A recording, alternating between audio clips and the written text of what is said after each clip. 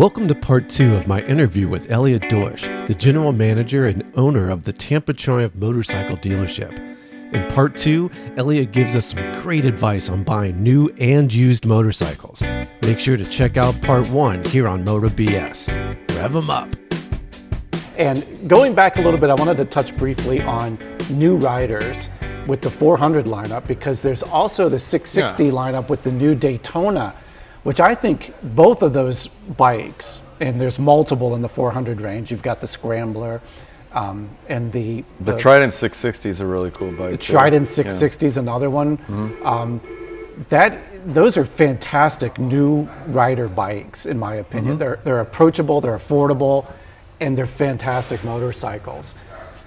One thing that I was really impressed with working with you and everyone here at your dealership is the transparency. And you told me this isn't just dealing with me; it's your customer service philosophy. You have a transparency when you come to talk to you about buying a motorcycle. Is there any advice you can give a new rider who wants to come in and buy their first new motorcycle? Would you also sell used motorcycles? Would you tell them, hey, what's your strategy there? I don't want to put words in your mouth. It's a little bit, sometimes it's a little more nuanced than to just break it down and to simplify it. But I think a new rider should probably look at, if they had to boil it down to three main things. Okay, that's great. Maybe I'd say the comfort and fit of the bike. Okay. How it feels. The actual motor, right? Yeah, it's a new rider. You don't want to put a new rider on a motorcycle that they feel uncomfortable with, because they're learning to ride, and if they feel in any way okay, well, this one's too tall for me and I don't feel that sturdy on my feet, so then maybe we're looking for something with a lower seat height for that customer. I'm sure you've experienced that, where a customer will come in and they've done the research. They've seen that their friends might have one or what have you. They see it online. They come in, they say, I want a street triple.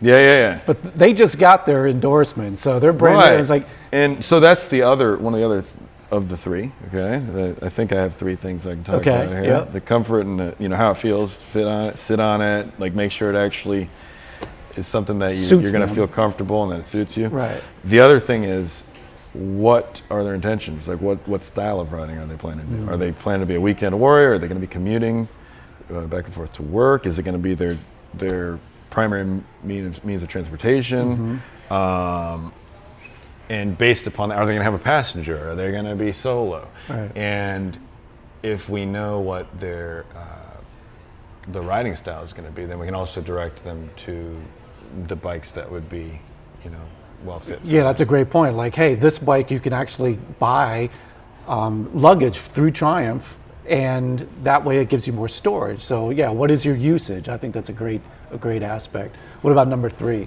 Number 3, I don't even remember what number 3 was. I think I just made up the number 3. And but number 3 might be, I guess, what they're if they're planning to own the motorcycle for a while, or if they're just planning to, if it's going to be long term, or if it's going to be a short term stepping stone to another vehicle. If they say, I only want to ride this thing for 6 months and get myself comfortable with riding, then I would direct them to something that would have the least amount of depreciation, something that I could give them the best value for trade-in. Right. And maybe in that case it might be a pre-owned bike, or because the pre-owned bike will have already taken the biggest hit on the depreciation, and then if they wanted to trade it in 6 months later or something, they might be able to retain more of the value.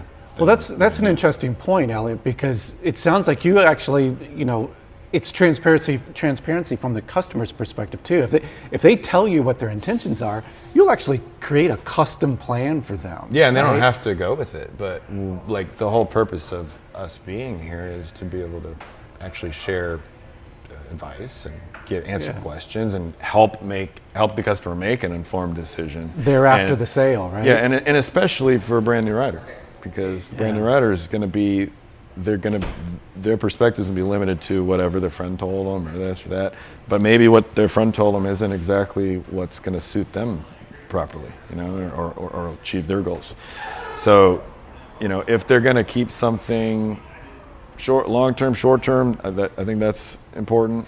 And then also, one of the main challenges I think with new riders is if they're also new to buying vehicles in general. Right. I was just going to ask about that. And if they're what you'd call a first-time buyer with no credit, no credit score, no credit history, those ones are a little more challenging to get done.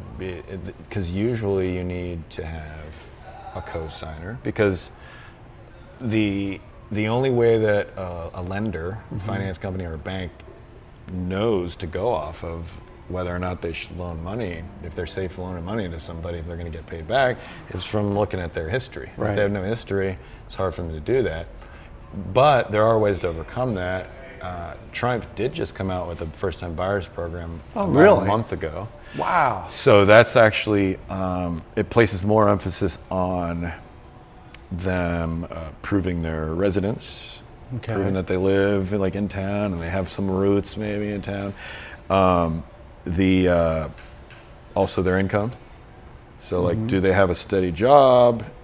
Are they going, so that in that case they would put more emphasis on, instead of a credit score, they put it on what's the PTI, I think they call it, payment to income, basically, like how much, what's the monthly income versus what's the monthly payment, and how much can that customer comfortably afford, while also the lenders also factor in averages too. So they say, okay, they basically take into account all the different monthly payments that they have, but also they figure a certain amount for like how much is going to be spent on things like food and stuff like that. Right. And then once they do that, they go, all right, well, this is the customer's debt to income ratio.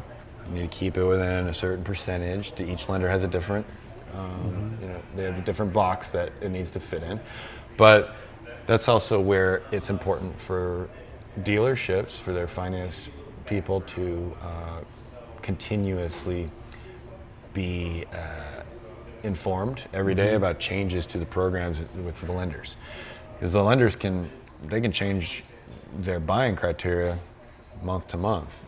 In fact, they could do it mid-month if they wanted to. If they're looking at their overall loan portfolio and they're saying, okay, well, we need to increase production, we're not getting enough loans out there, they might drop the stringency of their loan qualification process until they start hitting their targets for the quarter. Then once they hit that certain amount, they might dial it back again. Once they see their delinquencies in their portfolio go up, they say, oh, we've got 5% of customers in this are late. Now we need to clamp down, and they need to get more specific about so it's more their fluid. buying. Yeah, so it changes. And that's why it's important to have multiple options. At the multi-line store, we have tons of different financing options, because Honda has its own, Kawasaki has its own, Yamaha, then there's multiple that we can use outside of the manufacturer. But Triumph also has a really good, they have partnerships with 3 primary lenders, Freedom Road Financial, Sheffield, as well as Iron Horse Funding. But then we also, through one of the benefits of having, in addition to a Triumph-only store, having one that's multi-line, is we also have access to some of the lenders that we wouldn't otherwise have, because we work with them with our other brands. Interesting. Yeah. How important is it for a new buyer to have a down payment? And how, if it's important, how much? What's the percentage that you would recommend on a new bike? On a first-time buyer? Yeah, like on a first-time buyer. Is it important? A first-time buyer, the down payment, it's either going to be the down payment that's going to be really important, or having a co-signer. Okay. And not just a co-signer, but a co-signer that would independently qualify for the loan themselves. Yeah. You can't piece together 2 credit scores and total them up. That's a good point. Unfortunately, Yeah. But the thing is, we have made a practice of just doing everything we possibly can to structure the deal in such a way that it will be palatable to the lender.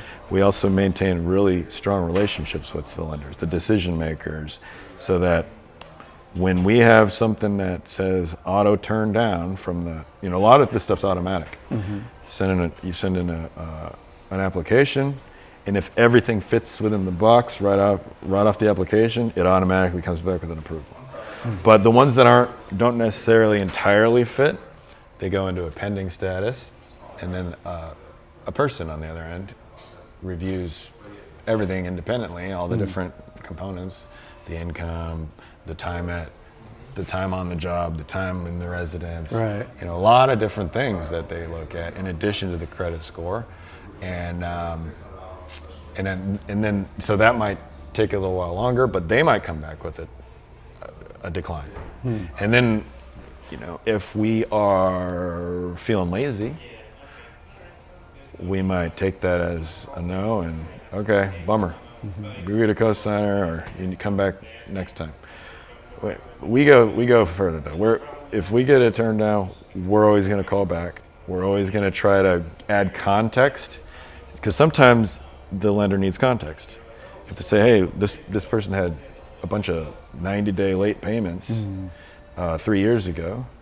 If we can add in some context to that, we can talk to the buyer and say, hey, this person went through a tough time. They were supporting a family member with an illness at the time. They got behind on the bills because the health was more important at the time.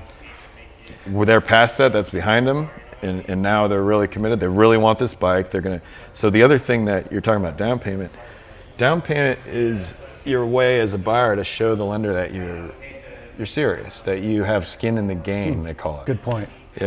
Because at the end of the day, if you borrow money from a lender to buy a motorcycle, if you didn't put any money into it of your own money yet, who's to say that 3 months from now something pops up, right, and you don't feel like you can afford that walk long, away, right? And you just walk away. You walk away. They're walking away from one payment or two payments that they made, as opposed to, I put $2,000 into that thing already. Yeah. I saved up money, put it in there. It shows their commitment to the deal, especially for a first-time buyer, because it's like, okay, they worked toward building up the down payment, they put it, and now they can look at it, Great a lot point. more seriously.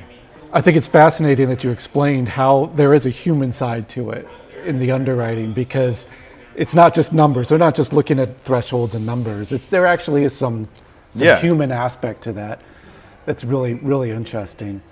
Not all the lenders, but certain lenders. Some of them are so, like, things need to be so black and white because they are, they're selling the loan portfolios off on the back end. So they're originating a bunch of loans, and once they get a bunch of them packaged together, then they sell them off to like a bigger company, or someone might own shares in some hedge fund or whatever that they buy up portfolios of. So if it doesn't fit, if there's another master out there, another buyer that's buying those loans, if the lender doesn't keep everything within the confines of what that buyer wants, the quality of paper, they call it, Right. then they're not going to buy it, and then the lender's stuck with it. So there's some compliance things, there's some a lot of stuff behind the scenes that have to be taken care of in order to arrive at the approval. New bike versus used bike. Now, right off the bat, the two things that I can think of that where I would want to go new is I'm getting the fresh new hot model, right? I'm getting a bike that nobody's ridden before. It's right out of the dealership. Also, I'm getting a warranty. But what can you talk about benefits from buying used other than just maybe saving a little bit of money? Used, other than saving money, I don't know. It might just be that it's an older model that they don't make anymore, and you liked it. That was cool. It was unique. You want that model, you go for it. But yeah, in terms of the cost and everything, if you get a used bike, it's already completed, had its services done, the maintenances, the break-in service, especially on these lower mileage used bikes. Okay. You know, let's say a bike only has 1,000 miles, but it had its first service completed.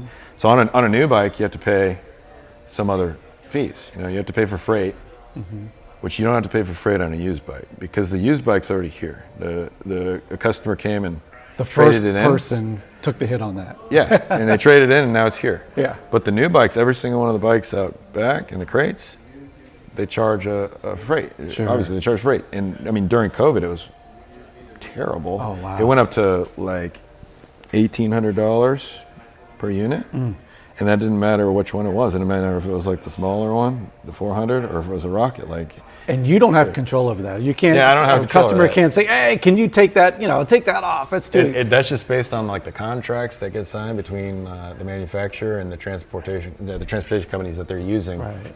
And sometimes it's region specific because one region might have a different trucking company and different cost structure and economics.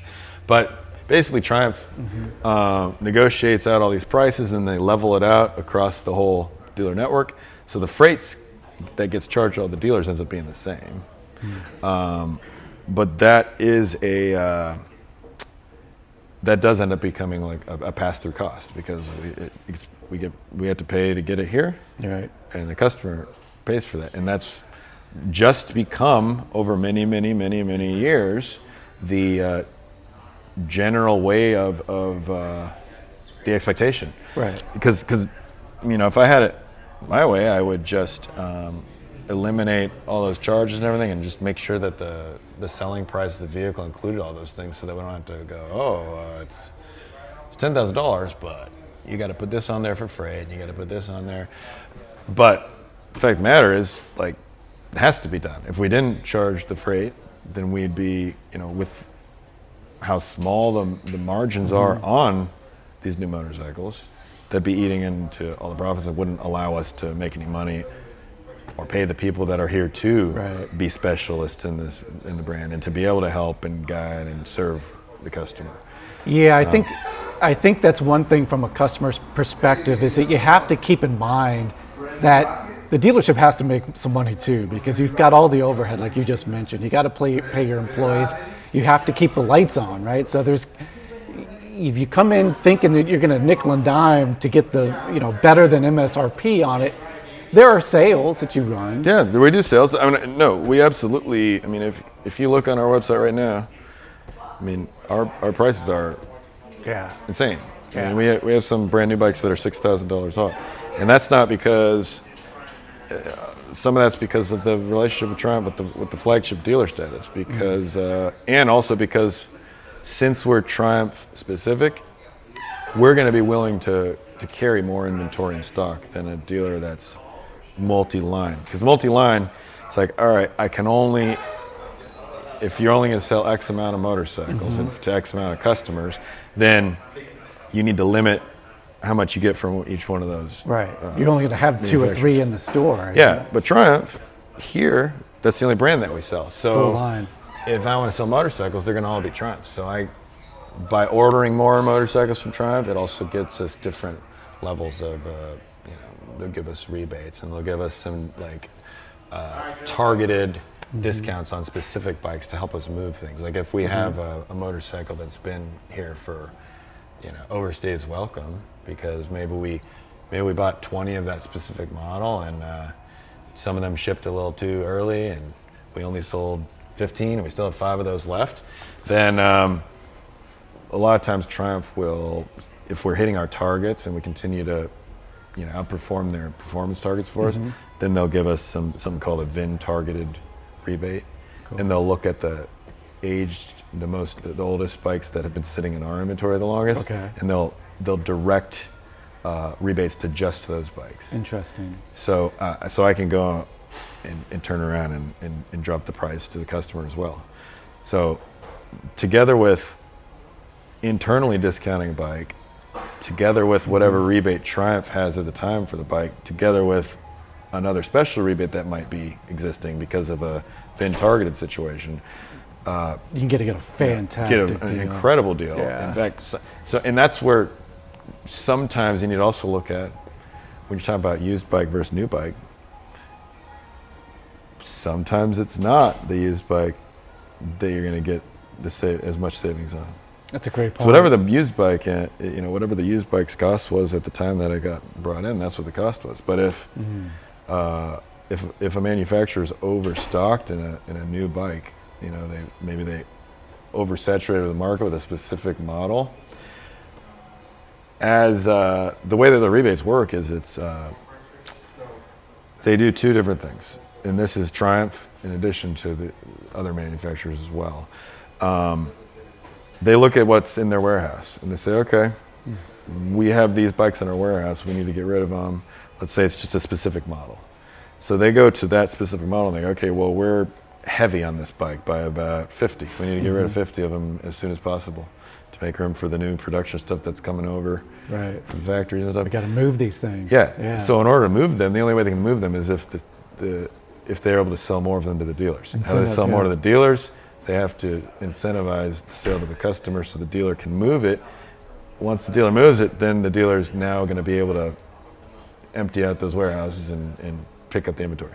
So if that strategy is successful, and at the end of the month, they look at the levels and they go, okay, it's down now. The next month, the rebate can go away. There might have been a $1,500 rebate last month, right. But this month, they don't need to rebate that anymore because they already took care of the problem the temporary problem that they had.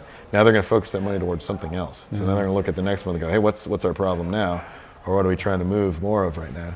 And they'll take, instead of giving $1,500 to that other bike, they're going to give it to, maybe it was on a bobber, and then maybe it goes toward like a T100. And then the other way that they do that is with subvented financing options. So basically, the manufacturer, in this case Triumph, goes to Freedom Road or one of their partner lenders and they say, hey, we want to buy down the rate. So the lender, if the lender's standard rate is 10.99, 12.99, 13.99, then Triumph will say, how much do we need to pay you for each one of these motorcycles that you finance in order for you to drop that 13.99 down to 6.99? So that's why when there's a rebate, it's usually, almost always, it's an either or. Like you can either get the $1,500 rebate or you can get the promotional financing for this motorcycle. Because Triumph's gonna be paying money out either to the finance company or to you. If you get the rebate, it's going to you because you're immediately getting that discount. If it's going to a lender, you're not gonna get the rebate. So to your point also, that's why you can sometimes get, depending on the model and the deals, you can sometimes get a better deal on a new bike than a used one. Yeah, it just depends on. Depends, but you it's need to possible. Look at the market it's always in flux, and when you looked at when the production and supply is scarce, the prices go up. Yeah. The used bikes become more valuable because if someone can't buy that model new, then they're looking more toward the used market, like during COVID and stuff like that, when the freight charges were through the roof, right. And basically the used vehicle market like skyrocketed. So that's another bad situation because if somebody bought a used bike when the values were super inflated, now you go into a market where all the dealerships are stocked full of inventory and overflowing with inventory. Now they're dropping the prices on the new bikes, the rebates are hitting, and now there's an equalization there. It's like, do I get a used bike with 1,000 miles, low mileage, yes, great, or do I get a brand new one for, I don't know, maybe it's $300 more, $500 more net? Right. A lot of people might opt to pay $500 more to get the new one. Exactly. Yeah. Great point. But a big part of your business isn't just sales; it's also service.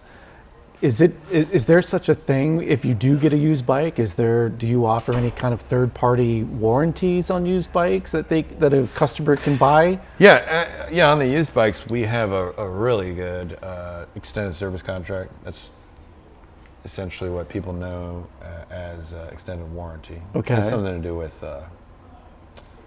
It's something to do with the laws that govern these agreements, where you can't, at least in the state of Florida, you don't call it a warranty. A warranty is the manufacturer's warranty. Okay, and then you can get an extended warranty equivalent, which is called a vehicle service contract or extended service contract, and that is essentially an extension of the original manufacturer's warranty. And the one that we provide is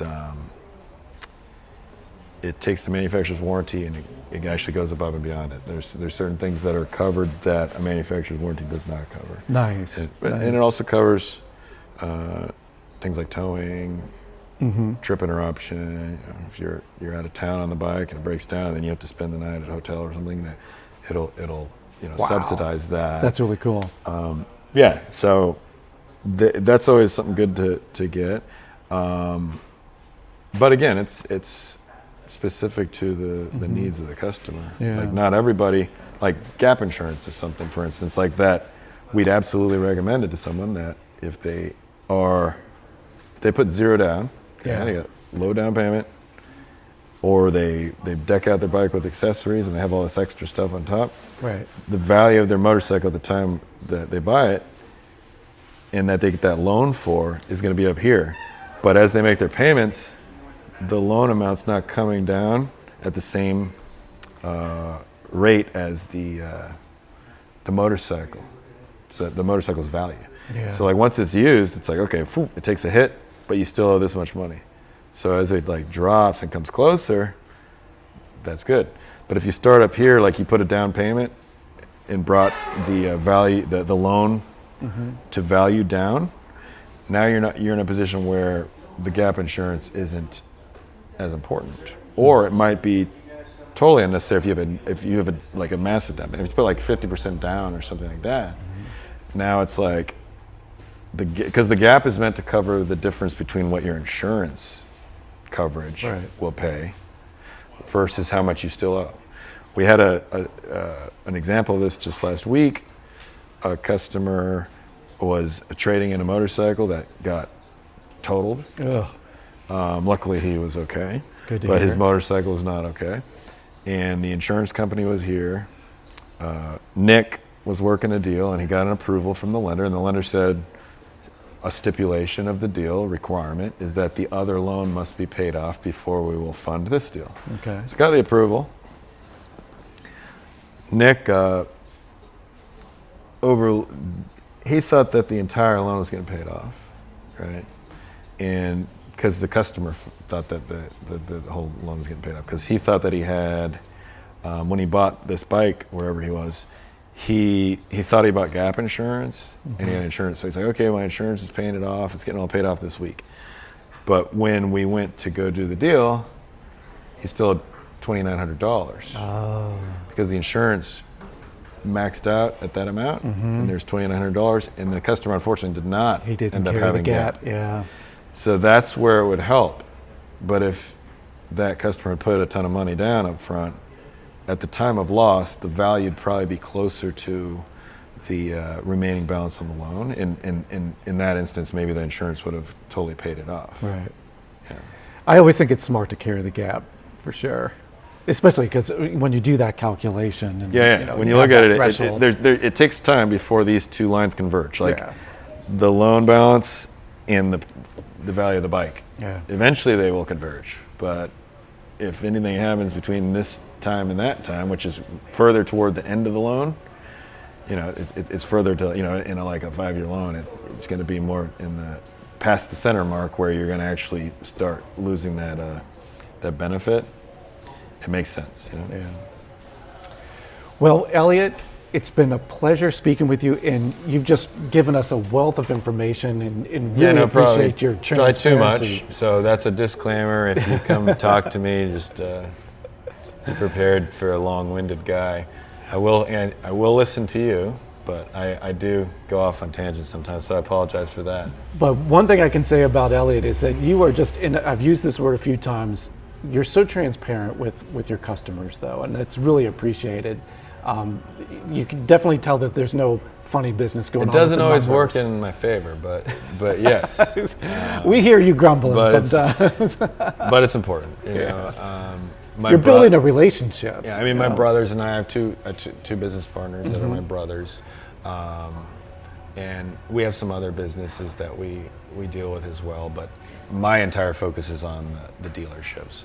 But in our company, throughout the company, we have some core values. Yeah. And I know every company has core values and stuff. But we mean it. Like Right. They're not just words on the one of wall. ours that's really important is integrity. Yeah, that's awesome.